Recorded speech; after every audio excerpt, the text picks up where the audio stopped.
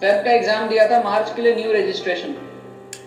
देखो, अगर आप न्यू रजिस्ट्रेशन करते हो, लेट से आपने फेब का एग्जाम दिया, अब आप अगर न्यू रजिस्ट्रेशन वापस से न्यू रजिस्ट्रेशन करने जाओगे तो आपको नया एप्लीकेशन नंबर मिल जाएगा। तो रिजल्ट कैसे आएगा? क्योंकि फाइनल रिजल्ट तो सारे अटेम्प्ट का क्यूमुलेटिव बेस्ट ऑफ द 4 लिया जाएगा ना। तो अगर आपने फरवरी का रजिस्टर कर लिया था ऑलरेडी, अब मार्च का आप अगर फ्रेश रजिस्ट्रेशन करोगे तो एनटीए को कैसे पता चलेगा कि ये दोनों पर्सन सेम ही है?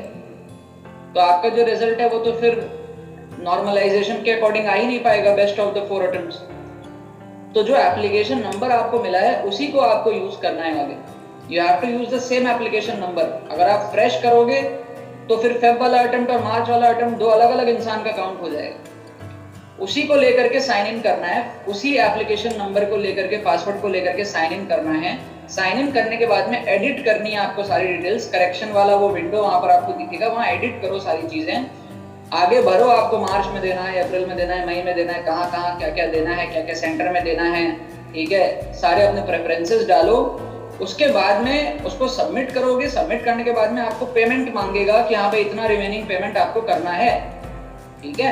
तो वो पेमेंट जब आप करोगे तो आपका मार्च अप्रैल आगे के अटेम्प्ट्स के लिए हो जाएंगे। तो जिन भी बच्चों ने फरवरी वाला अटेम्प्ट रजिस्टर किया है और दिया है, फर्क नहीं पड़ता आपने मार्च का पेमेंट किया था नहीं किया था क्या किया था, लेकिन आपको वही एप्लीकेशन नंबर को रीयूज करना है।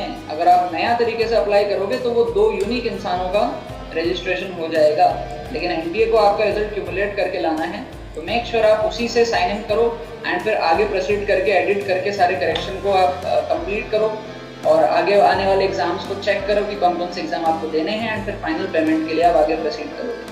क्लियर है?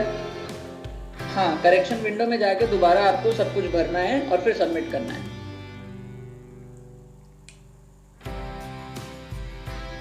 उसमें आप डालोगे कि मार्च का देना है, अप्रैल का देना है, डाल के फिर सबमिट करोगे। फिर आपको टेंशन ही नहीं है, सामने से हाथ फैला के आपसे पेमेंट मांगा जाएगा लास्ट में, ठीक है ना। फेब अटेम्प्ट का सारा पेमेंट कर दिया, वो पेमेंट नहीं मांगेगा ना? नहीं, अगर आपने फेब अटेम्प्ट का पेमेंट कर दिया है फिर पेमेंट नहीं मांगेगा, फिर तो बस आपका डन हो जाएगा।